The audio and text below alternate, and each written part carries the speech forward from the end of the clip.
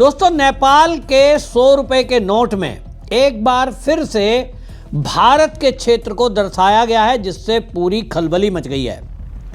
आपको याद होगा कुछ समय पहले नेपाल में जब केपी शर्मा ओली की सरकार थी, उस समय भी चीन के इशारे पर एक नक्शा जारी किया गया था सरकार के द्वारा, जिसमें भारत के भागों को, जिसमें लिपुलेख, लिम्पियाधुरा और काला पानी, इसको नेपाल का हिस्सा दिखाया था, जबकि वास्तव में ये भारत का भाग है। विवाद पैदा करने के लिए भारत और नेपाल के बीच इस तरह की हरकतें ये जानबूझकर चीन के इशारे पर कराई जाती हैं, ऐसा पिछले दिनों देखने में मिला है।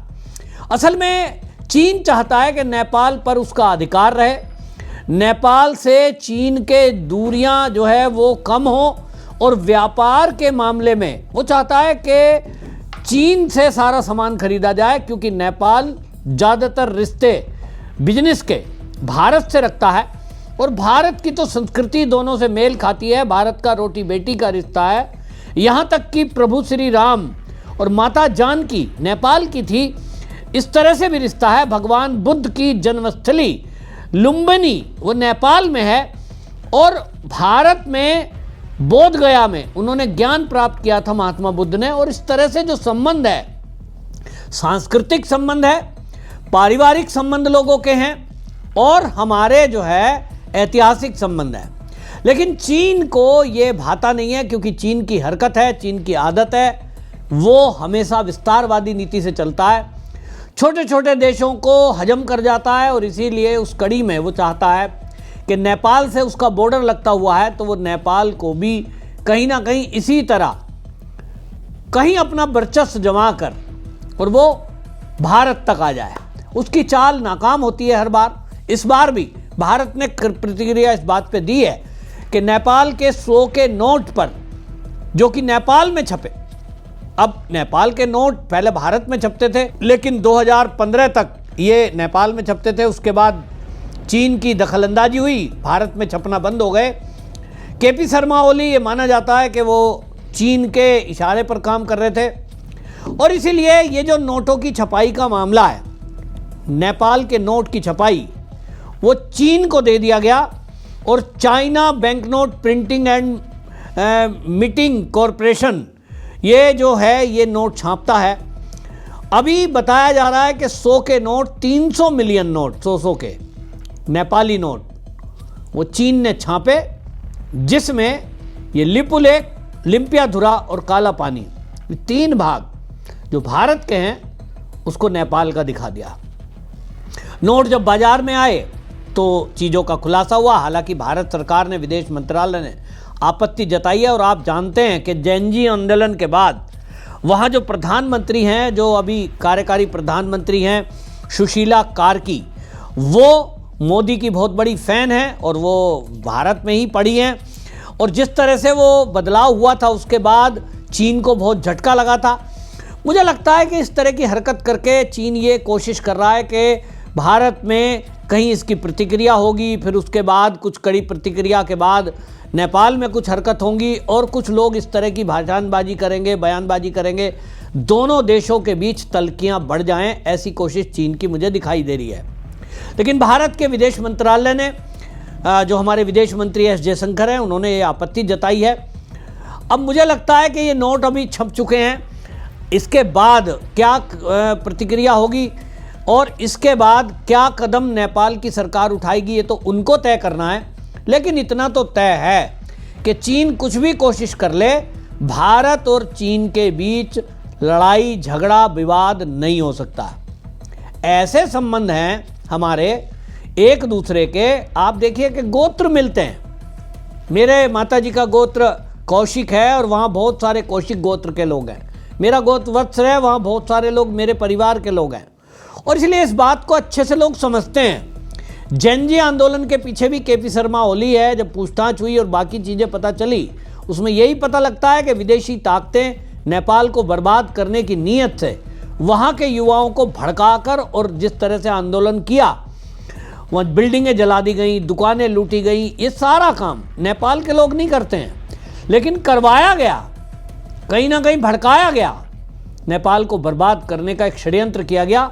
नेपाल बहुत जल्दी इस बात से संभला और अब आप देखें कि जैसे वहाँ पर सुशीला कार्की हैं, उनके बैठते ही ये माना जा रहा था कि चीन के भारत से बेहतर रिश्ते होंगे, लेकिन अब इस तरह की हरकत जिसमें नोट की छपाई और वो नेपाल में होना, चीन में होना, अब मैं इसमें समझता हूँ कि अब जो सुशीला कार्की हैं उनको कदम उठाना चाहिए और चीन में जो नेपाली नोट छप रहे हैं उसको तत्काल बंद करना चाहिए, क्योंकि चीन कभी नहीं चाहेगा कि भारत और नेपाल के रिश्ते मधुर हों, कभी भी इस तरह की हरकत कर सकता है। दूसरा, नकली नोट छपने की भी बहुत ज़्यादा संभावना तब है क्योंकि जो सेफ्टी फीचर्स हैं नोट के अंदर, चीन जो है कब उनको विदेशी ताकतों को दे देगा, चीन की तरफ से वो लीक होकर पाकिस्तान पहुंच सकते हैं। और आपने देखा कि जब दिल्ली का लाल किला ब्लास्ट हुआ उसमें जो वाइट कॉलर मॉड्यूल का खुलासा हुआ है, अमोनियम नाइट्रेट और बाकी चीज़ें, हथियार, आतंकवादी, ये जो पकड़े जाते हैं ज़्यादातर चीज़ों में नेपाल के रास्ते होते हुए वो भारत में प्रवेश करते हैं। ऐसे में बहुत सारी एजेंसियां तो ये कह रही थी कि अब नेपाल के साथ भी पासपोर्ट वीज़ा अलाउ करना चाहिए। बिना पासपोर्ट वीज़ा के जिस तरह से हम आ जाते वो सुरक्षित नहीं है, लेकिन भारत अभी इस तरह का कोई कदम उठाने के मूड में नहीं है। भारत बहुत दूर की सोच रहा है, भारत तरक्की कर रहा है और भारत विश्व की तीसरी सबसे बड़ी अर्थव्यवस्था बनने की तरफ ध्यान दे रहा है। ना वो लड़ाई की तरफ ध्यान दे रहा है, ना विस्तारवादी नीति है। नेपाल से रिश्ते मधुर हैं, इस तरह की समस्याओं को सुलझा लिया जाएगा, ऐसा सूत्रों का कहना है। और इस मामले में मैं आपको ये भी बता दूं कि ये ऐसे समय में हरकत की गई है, नोट की छपाई का मामला, ताकि विवाद पैदा हो जाए, क्योंकि अभी कुछ ही दिनों बाद अगले साल 21 फरवरी को जो सरकार चल रही है सुशीला कार्की की, उसकी प्रतिनिधि सभा का चुनाव होना है। सुशीला कार्की इसको लेकर सेना के मुख्यालय गई थी और सेना के मुख्यालय में जाकर उन्होंने इस बात पर जोर दिया था कि ये जो चुनाव हो रहा है 21 फरवरी को, इसमें कोई भी एक खून का कतरा भी नहीं बहना चाहिए। नेपाली सेना, नेपाल पुलिस और सशस्त्र बल ये मिलकर के तालमेल से काम करें ताकि नेपाल भी तरक्की करे। यानी सुशीला कार्की का ध्यान नेपाल की तरक्की पर है, विवाद पर नहीं है। तो विवाद कौन खड़ा करवाना चाहता है ये मुझे कहने की जरूरत नहीं है। नेपाल के लोग भी जानते हैं कि उनकी जो भलाई है वो भारत के साथ ज़्यादा रहने में है। ठीक है, चीन से भारत भी सामान मंगाता है, कुछ सामान नेपाल में भी आता है और मैं तो नेपाल गया हूँ कई बार, मैंने देखा है कि वहाँ आप देखेंगे मुंह पे लगाने वाला मास्क, क्रीम, पाउडर, छोटे से छोटा बड़े से बड़ा सामान, ज़्यादातर सामान चाइना से आता है, सस्ता आता है, सस्ते के चक्कर में लोग खरीदते हैं और वहाँ ज़्यादातर दखल अंदाजी चाइना मार्केट की है, इसमें कोई दो राय नहीं है। भारत से भी सामान जाता है, लेकिन भारत की कंपनियां अच्छा क्वालिटी का सामान बनाती हैं, लेकिन लोगों को सस्ता दिखाई देता है। भारत की करेंसी नेपाल के अंदर, आप उसी से हालात समझिए कि नेपाल का 100 रुपया भारत में 62.5 यानी 62.5 रुपये का, 62 रुपये 50 पैसे उसकी वैल्यू है। तो भारत की तुलना में वैल्यू कम है और इसीलिए नेपाल का कोई व्यक्ति यदि भारत से सामान खरीदता है उसको वो महंगा लगता है। दूसरी तरफ चीन की क्वालिटी कुछ है नहीं और कंपटीशन के मामले में बस उसको अपना सामान खराब डंप करना है और इसीलिए वो किसी भी क्वालिटी के सामान को भेजना चाहता है, इस तरह की चीज़ें करता है। तो कुल मिलाकर के मुझे जो दिखाई दे रहा है, ये जो करेंसी पर नक्शा छापा गया है, इसके 2 रीजन दिखाई दे रहे हैं। एक, नेपाल और भारत में वो कुछ ना कुछ, चाहे चीन की कोशिश है कि इनके अंदर दूरी बढ़े, खटास बढ़े, और ये भी अब अगले कुछ दिन में आप देख सकते हैं, पहले भी ऐसा हुआ है कि नकली सोशल मीडिया अकाउंट बना दिए गए और वो अकाउंट चल रहे थे बहुत सारे तो पाकिस्तान से, कई अरब कंट्रियों से, और उसमें नेपाल के लोग भारत के लोगों को गाली दे रहे हैं, भारत के लोग नेपाल के लोगों को गाली दे रहे हैं। एक्चुअल में ना उसमें कोई भारत का है ना कोई नेपाल का है, फर्जी अकाउंट बना करके एक दूसरे देशवासियों को गाली दी जा रही लोगों के अंदर मैसेज ये जाता है कि देखो दोनों देश के लोग लड़ रहे हैं, एक दूसरे को गाली दे रहे हैं, और माहौल को खराब करने के लिए एक फर्जी तरीके से कोशिश की गई।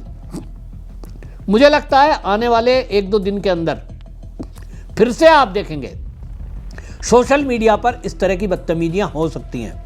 आपसे मेरा आग्रह है, यदि आपको भी कोई इस तरह की ऑडियो वीडियो या सोशल मीडिया पोस्ट दिखाई दे जिसमें भारत का कोई व्यक्ति नेपाल के लोगों को गाली दे रहा है, नेपाल सरकार के बारे में कुछ कह रहा है, नेपाल को कोई व्यक्ति भारत के बारे में कहता है, उसको रिपोर्ट करें पुलिस को, उस पर कोई प्रतिक्रिया ना दें, क्योंकि यही तो चीन चाहता है। हम आपस में भाई हैं, चीन हमारा कभी भी हितैषी नहीं हो सकता, ये दोनों देश ध्यान रखें। आपकी इस पर क्या राय है, कमेंट जरूर करें, वीडियो शेयर करें। वंदे मातरम।